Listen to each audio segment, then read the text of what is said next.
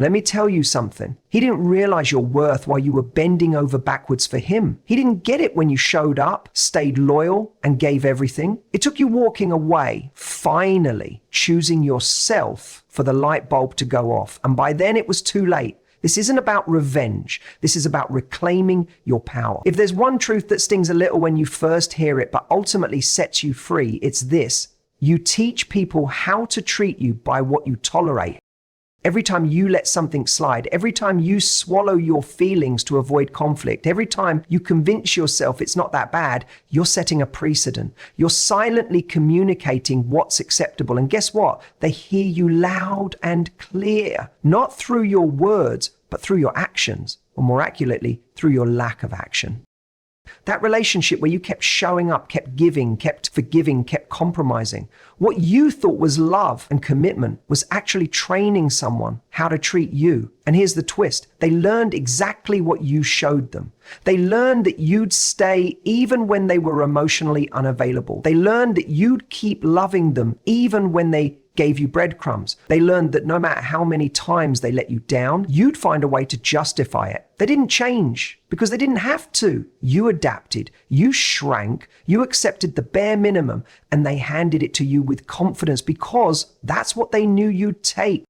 This doesn't mean you were weak. It means you were hoping for the best. It means you saw potential. It means you were loyal. And those things, those are strengths. But when misused, when given to someone who isn't emotionally safe, they become chains. And what's worse is that we start thinking the problem is us. That if we just love harder, if we just stay longer, if we just prove our value more clearly, they'll finally see us. But love shouldn't feel like a performance. You shouldn't have to audition for someone's attention, and you definitely shouldn't have to sacrifice your peace to keep someone else comfortable. So the second you said enough, the second you drew that line and actually walked away, you flipped the script. And it's not because you wanted to hurt them. It's not because you were trying to teach a lesson. It's because you finally learned one. You realized that tolerating disrespect, neglect, or inconsistency doesn't make you loyal. It makes you a participant in your own pain. You understood that staying in something toxic doesn't make you strong. It keeps you stuck. And the shift, it happened in you. The clarity wasn't in some big dramatic moment. It was in the quiet truth that whispered, this isn't love. This is survival. Well, you chose differently. You stopped explaining, stopped hoping, stopped waiting. You walked, not because you didn't care, but because you finally did about yourself. And that's the moment everything changed. When you walked away, they finally had to face the consequences of what they took for granted. Because when someone's used to you being there, no matter what, your absence shakes them. And that's when regret creeps in. Not because they've changed, but because they lost access. But that regret, it's not your burden to carry. You already carried too much. Walking away wasn't just about them realizing what they lost. It was about you realizing what you deserve. And now everything that happens from here, it's on your terms. They didn't change, you did. That's the truth most people don't want to admit. We spend so much time trying to get someone to see us, value us, love us the way we deserve. And when it finally clicks that it's not happening, something in us shifts. That shift is where the power begins. You might think they had some great awakening after you left, that they suddenly realized you were the best thing that ever happened to them. Maybe they did, but that's not the point. The real story is that you woke up. You changed. You stopped waiting for someone else to define your value. You stopped hoping they'd see you differently. You finally saw yourself clearly. In the beginning, maybe you bent to fit. You changed your tone to avoid triggering them. You held back your needs so you wouldn't seem too much. You told yourself they were just bad at communicating, or that they needed more time to heal. You rationalized behavior that hurt you, telling yourself that love meant being patient. You believed deep down that if you loved them hard enough, showed up enough, and proved yourself enough, they'd come around. And let's be honest, you wanted to be chosen. You wanted them to wake up and say, I finally see what I have. But they didn't, because they didn't have to. You were right there giving your best, waiting for their best in return, but it never came. And after a while, the pain of holding on became greater than the fear of letting go. That's when everything started to shift. Not because they changed, not because they became someone new, but because you did. You started asking different questions. Instead of how can I get them to stay, you started wondering, why am I trying so hard to convince someone of my worth? That question right there is a breakthrough. You stopped needing their validation to feel valuable. You realized that the very fact that you had to chase love meant it wasn't safe. You noticed that your peace was always second to their mood. And the version of you that tolerated it, she was tired. She was done. And when you finally decided to walk away, you did so from a place of strength, not bitterness. That's the part they don't understand. That's the part that surprises them. You were always the one who stayed, the one who forgave, the one who tried again. So when you walked, it hit different. They didn't change. They're still the same person. Maybe they throw out lines now like, I miss you, or you're the one who got away, or I've changed. But deep down, you know the truth. They didn't grow. You just stopped shrinking. They didn't suddenly become ready. You just became unavailable for their chaos. And the moment you walked away, they finally felt the loss. But not because they had transformed into someone new. It's because the version of you who tolerated their behavior no longer exists. You became someone who knows what she's worth. Someone who values her peace over attention. Someone who realized that real love doesn't require begging, proving, or suffering. You evolved. And that evolution doesn't require closure, an apology, or even acknowledgement. The only thing it requires is your own decision to never go back to being someone who had to fight for the bare minimum. They didn't change. They're still standing where you left them, but you're somewhere else now. And that changes everything. Your absence is louder than your presence ever was. When you were always there, texting first, checking in, showing up, forgiving, fixing, explaining, they got used to it. They got used to you being the one who held things together. You were the glue, the effort, the emotional support, the consistency. And because you were always there, they stopped hearing you. They stopped noticing the weight you carried, the little things you did, the quiet ways you showed love. Your presence became background noise, not because it wasn't powerful, but because it was constant. They stopped appreciating the very thing they started to depend on. But the second you stopped showing up, that's when the silence hit. That's when the absence became deafening. And it wasn't because you made a scene. You didn't need to. You didn't have to beg, explain, or lash out. You just stopped. You pulled your energy back, you took your attention, your care, your time, and you redirected it toward yourself. That shift is powerful because when you remove yourself from a space where you were once overgiving, people are forced to feel the gap. And that gap, that's the space used to fill with your love, your presence, your loyalty. See, people don't always realize what they had while they have it, not when it's freely given. When someone's used to you being the emotional safety net, the one who never walks away, no matter how careless they are, they stop valuing it. They assume you'll always be there. But when you stop answering, stop showing up, stop initiating, they start to notice the quiet. And that quiet speaks volumes. It speaks of boundaries. It speaks of growth. It says, I'm done making myself smaller just to be noticed. They may not say it out loud, but they feel it. Suddenly they're replaying old messages, wondering where things shifted. Suddenly they're scrolling through photos, remembering moments they brushed off. They might reach out. They might try to reconnect. Not always because they miss you, but because they miss the access, the attention, the emotional security, the feeling of being wanted. But what they're really feeling isn't just longing. It's the void left behind by someone who gave wholeheartedly and finally stopped. And that's the thing about emotional labor. It goes unseen until it's gone. And you were doing so much more than they ever acknowledged. You were holding space, being patient, forgiving, trying, believing in their potential. That's a full-time job. But the moment you stopped, they felt it. Even if they pretended not to, even if they acted unbothered, they felt it because your energy was never small. It was just taken for granted. And now you're no longer giving that energy away for free. You've learned that presence isn't about always being available. It's about being appreciated. It's about showing up where love is mutual, where effort is balanced, where peace isn't a battle. That realization shifts everything because once you understand how loud your absence is, you stop offering your presence where it's not respected. So let them sit with the silence.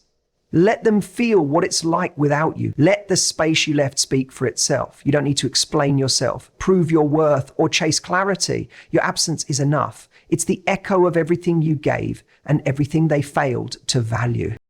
Regret is their problem. Healing is yours. You might spend months, even years, waiting for that person to come back and say the words you desperately needed to hear. I'm sorry, I see it now. You didn't deserve that. Or even just thank you for loving me. But the truth is, their regret isn't your responsibility. It doesn't fix what happened. It doesn't undo the pain. It doesn't validate you in the way you think it will. What heals you isn't their realization. It's your decision to stop tying your worth to someone else's behavior. You can't keep bleeding for someone else's growth. You can't stay stuck in a story where your peace is postponed until they finally get it. You were already giving everything. You were already showing up. You were loyal, patient, forgiving. You didn't walk away because you stopped caring. You walked away because you finally realized caring wasn't enough to make them respect you.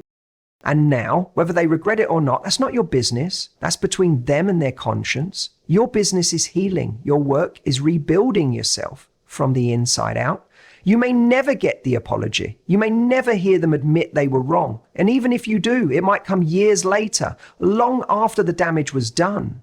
But your healing doesn't have to wait for that moment. You don't need their acknowledgement to validate your pain. You already lived it. You already felt the weight of staying in a relationship that asked you to shrink, silence yourself, and tolerate emotional confusion just to keep the peace. So now the peace has to come from you, not from closure, not from regret, but from growth. Let them sit with their regret if it comes. Let them deal with the silence, the distance, the consequences of not showing up when you needed them most. But don't you dare confuse their delayed regret with your delayed healing.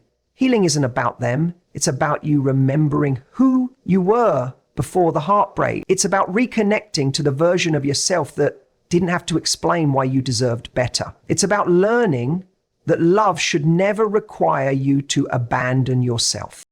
You are not responsible for their realization, and you are not the cleanup crew for their emotional mess. You're not the therapist they ignored, the mother they never had, or the savior of their story. You are a person who gave real love, and they didn't recognize it. That's not your failure. That's their loss. And while they may regret it someday, while they may finally see what they had when it's too late, your life can't be lived in the shadow of their time. Your healing requires space, silence, boundaries, and a whole lot of self-compassion. It requires you to stop replaying what could be and start focusing on what can still be. It means letting go of the fantasy version of them you created in your mind and seeing the reality for what it was. You were there. You gave your all, and it wasn't appreciated. That's not a reflection of your value. That's a reflection of their capacity. So while they sit in whatever feelings may come, regret, guilt, nostalgia, that's not your burden. Let them carry it. You've carried enough. Your job now is to protect your peace, rebuild your confidence, and move forward without needing them to understand how deeply they hurt you. Because the most powerful form of healing is living in a way that proves you didn't let their behavior define you. You rose anyway. You loved yourself enough to walk away, and now your healing is your own. Closure isn't something they give you, it's something you create for yourself. That's one of the hardest lessons you'll ever learn after walking away from someone you cared about deeply. You wait for the conversation, the apology, the explanation. You hold on thinking that if they could just sit down with you and be honest, if they could just say why they treated you the way they did, then maybe you could finally move on. But that wait, it'll drain you because some people never give closure, not because they can't, but because they won't. And you end up stuck rehearsing a version of the story that's no longer real, waiting for someone else to tie up the loose ends of your piece. The truth is, closure isn't a conversation. It's a decision. It's the moment you stop needing their understanding to validate your experience. You already know how it felt. You were the one who stayed up at night wondering if you were asking for too much. You were the one who gave second chances, explained your heart, waited for change that never came. You were there, present, loving, loyal, and they were inconsistent, distant, emotionally unavailable. You don't need them to tell you that. You lived it, you survived it, and that's your proof. Real closure comes from accepting what happened without romanticizing it. It comes from being honest with yourself about how much you gave and how little you received in return. It comes from taking them off the pedestal you put them on when you believed they were someone they never proved themselves to be. Sometimes we fall in love with potential. with who we hope someone will become. And we get attached to that fan. But healing begins when you stop chasing that illusion and start facing the reality. If they were meant for your peace, they wouldn't have cost you so much of it. And maybe they didn't give you the apology. Maybe they ghosted you or lied to you or pretended nothing happened. Maybe they moved on quickly like it was nothing. That hurts. It's okay to admit that. But here's where you reclaim your power. You stop needing anything from them to be okay. You stop giving them the keys to your healing. You stop asking them to close a door they never cared about keeping open. Closure looks like waking up one day and realizing you're done explaining your worth. It looks like deleting the thread of unsent messages. It looks like walking past a memory without falling apart. It's quiet. It's not dramatic. It's not something you post online. It's in the way you choose peace over chaos, boundaries over access, growth over guessing games. It's in the decision to stop reopening wounds just to see if they still hurt. You might never get the moment you thought you needed. They might never look you in the eye and admit they messed up, but you can still move forward. You can still take your story back and write a new ending, one where you come home to yourself. You don't need their words to feel whole. You don't need their regret to feel justified. You don't need their love to feel lovable. Closure isn't about them understanding your pain. It's about you understanding your power. It's about recognizing that your healing isn't on hold just because someone else refused to grow. It's in the way you choose to live, love, and lead yourself forward. Even with unanswered questions, you are allowed to let go without permission. You are allowed to create peace in your heart. Even if they left chaos behind, that's real closure, and it's yours to create.